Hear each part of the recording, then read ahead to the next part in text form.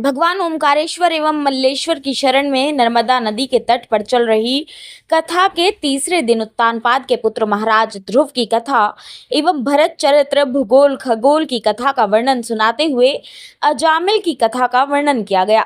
कथा व्यास ने बताया कि नरक से बचना है तो भगवान के नाम में निरंतर रमन करना चाहिए, क्योंकि नाम की अपनी महिमा है, भगवान के धाम की महिमा है, स्वरूप की महिमा है। फिर भी सबसे ज्यादा महिमा भगवान के नाम की है। नाम के वशीभूत होकर भगवान खींचे हुए खुद चले आते हैं। हनुमान जी महाराज ने नाम के ही प्रभाव से त्रिलोकी में सम्मानित होकर अष्ट सिद्धि एवं नवनिधि वरदान देने में समर्थ है।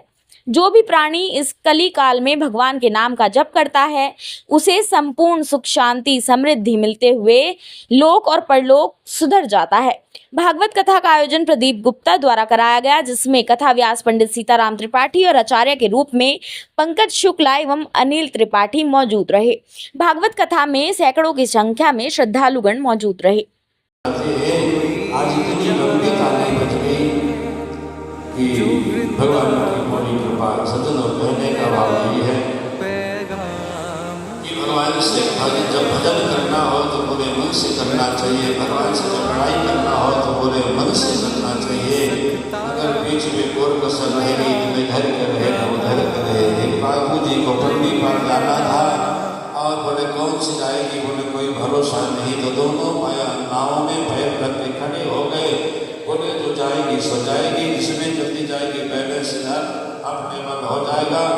किंतु संयोग से दोनों नाव एक साथ खुल पड़ी तो न इधर के रहे न उधर के रहे। बीच में एक सधे तो सब सधे, एक सधे तो सब सधे, सब साधे सब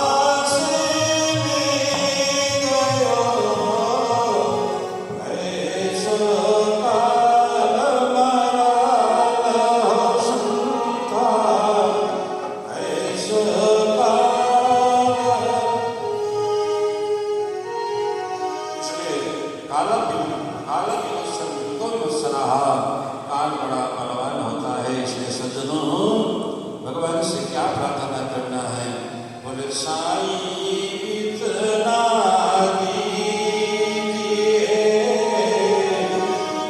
जाने कुटुंब समाए,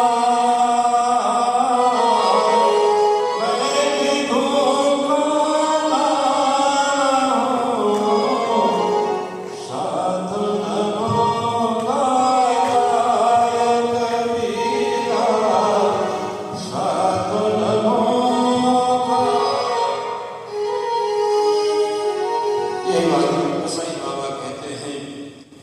विश्व भरण पोषण कर जोए, भीख भरण मोहन कर जोए,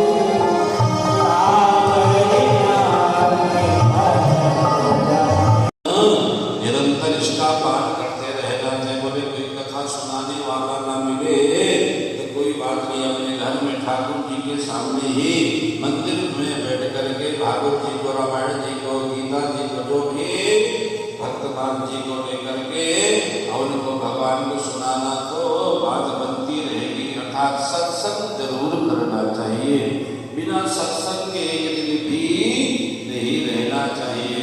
सत्संग भगवान की। इस प्रकार से 6 प्रश्नों की बात आई। धर्म किसके शुरू किया, भगवान के कितने अवतार देखो। हमारा शरीर 24 तत्वों से बना हुआ है और भगवान के 24 अवतार हैं और दिन रात मिला के कितने घंटे होते हैं? 24 घंटे हो गए। तो जहाँ दो नदियों का मिलन हो तो संगम होता, जहाँ तीन नदियों का संगम मिलन है वहाँ महासंगम है। जैसे गंगा यमुना सरस्वती प्रयागराज में महासंगम होता है, तजन ऐसे कितना सुंदर संयोग बनता है।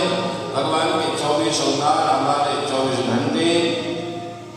तो वेदन है अन्य क्षेत्र गतम पापम, अन्य क्षेत्र में किया हुआ पाप तीर्थ क्षेत्र में नश्यति, तीर्थ क्षेत्र में समाप्त हो जाता है।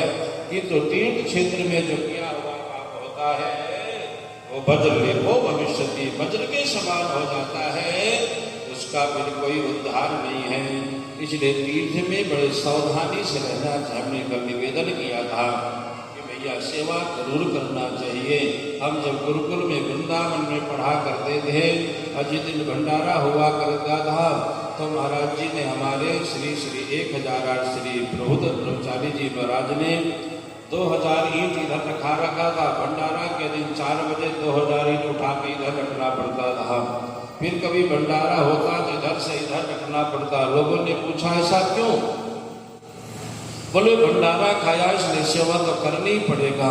तो सज्जनों, इसलिए सेवा की बड़ी महिमा। भज सेवा या धातु से भक्ति शब्द बनता है और भक्ति का ही यही श्रृंगार है।